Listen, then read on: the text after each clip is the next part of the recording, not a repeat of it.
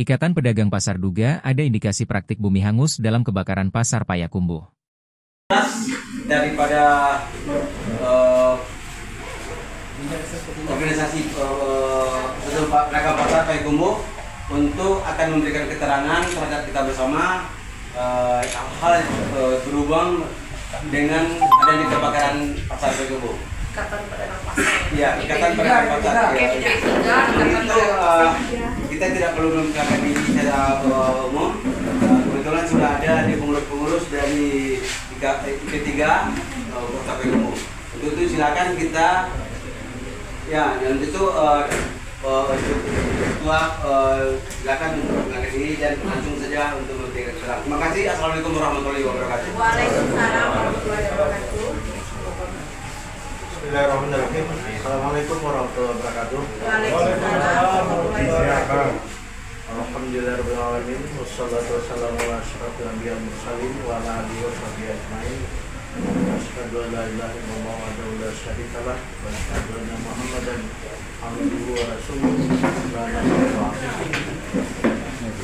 Allahumma shalli wa sallim wa barik ala nabiyyina Muhammad wa ala alihi washabihi ajmain. Bapak dan Ibu, kami perkenalkan bahwasanya saya sebagai Ketua Ikatan Pedagang Pasar Payakumbuh dan kemudian Bapak Adi Surya sebagai Dewan Suro. Pada ini beliau ini sebagai advokasi, tenaga advokat dari P3. Kemudian Pak John Bahar, Faridul Bahar sebagai sekretaris, dan kemudian Datuk Indro sebagai wakil sekretaris, Pak Ir sebagai ketua keamanan, kemudian sebagai wakil bendahara IP3, kemudian kemudian wakil ketua Pak Isran Haji Isran sebagai ketua kelompok barat, kemudian Bundes sebagai sekretaris, sebagai wakil sekretaris, kemudian Pak Rahman sebagai bendahara, dan kemudian ada petugas perunda di Pasar Payakumbuh. Baiklah, kami menyampaikan beberapa hal sehubungan dengan peristiwa kebakaran. Ikatan Pedagang Pasar Payakumbuh, IP3, duga ada indikasi praktik bumi hangus dalam kebakaran hebat yang menghanguskan 1. Blok Pasar Payakumbuh subuh tadi, Selasa, 26 Agustus 2025. Dalam waktu singkat sekira 500-an toko kios habis dilalap si jago merah. Kerugian ditaksir puluhan miliaran rupiah. Bukan hanya kerugian material dan imaterial, namun setidaknya 3.000-an akan segera terdampak secara sosial ekonomi. Namun tetap saja di setiap musibah yang berdampak sistemik kepada banyak orang, maka teori-teori konspirasi akan tumbuh begitu saja tanpa ditanam. Begitu juga dengan musibah tiba-tiba yang memilukan kebakaran Pasar Payakumbuh, muncullah dugaan bahwa pasar sengaja dibakar.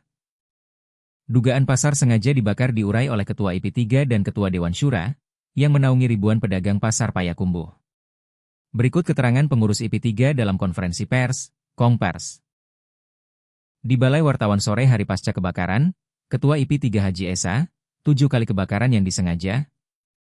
Menurut Haji Esa ada 7 kali upaya kebakaran yang disengaja sejak terbit Perda Nomor 13 Tahun 2016 tentang pengelolaan pasar tradisional. 2017, Blok Timur, polanya, ditemukan gulungan obat nyamuk yang dibakar di atas sekering instalasi listrik. Kuat dugaan api dari obat nyamuk akan menjalar ke kabel hingga terjadinya korsleting. Tapi untungnya dilihat oleh petugas ronda, lalu disiram pakai air. Blok Timur di atas Blok C, muncul 3 titik api. Salah satunya toko Pak Desra, ketahuan sama petugas ronda lalu dipadamkan, kapan peristiwa tidak disebut. Blok Barat, toko kenalan, terbakar 2 petak toko, karena petugas ronda cepat menyiramkan air maka dapat dipadamkan. Waktunya juga tidak disebut. Peristiwa 4, 5, 6 dan Blok Barat Haji Yusri, di sini dalam waktu 2 bulan ada kebakaran sebanyak 4 kali. Salah satunya adalah yang terjadi subuh tadi. Menurut Haji Esa lagi, pada era Riza Falepi sudah ada rencana untuk merevitalisasi pasar dengan membangun pasar modern 8 tingkat. Kami bersedia dengan syarat toko-toko kami diganti rugi. Tapi wali kota bilang biayanya sangat mahal dan APBD tidak sanggup. Beberapa tahun berlalu konsep perencanaan yang gagal di era Reza Falepi dipakai oleh rezim saat ini, Zulameta Elzada Swarman. Hal ini terungkap 5 hari yang lalu, Kamis 21 Agustus 2025. Kita, IP3, diundang oleh Pemko Payakumbuh yang membawa konsultan dari UBH untuk menjelaskan konsep revitalisasi pasar, kata Haji Esa. Selanjutnya Haji Esa mengungkap, konsep UBH ini bagus yakni penataan pasar, tapi berbeda dengan Pemko Payakumbuh yang meminta pasar ini dibongkar untuk dibangun baru sesuai dengan konsep revitalisasi yang hidup lagi setelah mati suri di era Reza Falepi? Tukuk Haji Esa. Jawaban kami, 5 orang perwakilan IP3 saat itu adalah kita tidak menolak pembangunan pasar baru. Tapi untuk saat ini kita belum siap dan meminta pengelolaan pasar saja dulu, sesuai usulan UBH, sampai ekonomi bangkit kembali, imbuh Haji Esa. Apa hubungannya dengan kebakaran?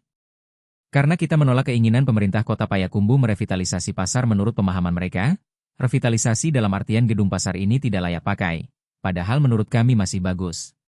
Alasan lain dari revitalisasi Pemko tentang kabel listrik yang berseliweran, kami jawab dengan kami siap melakukan pembaharuan jaringan listrik.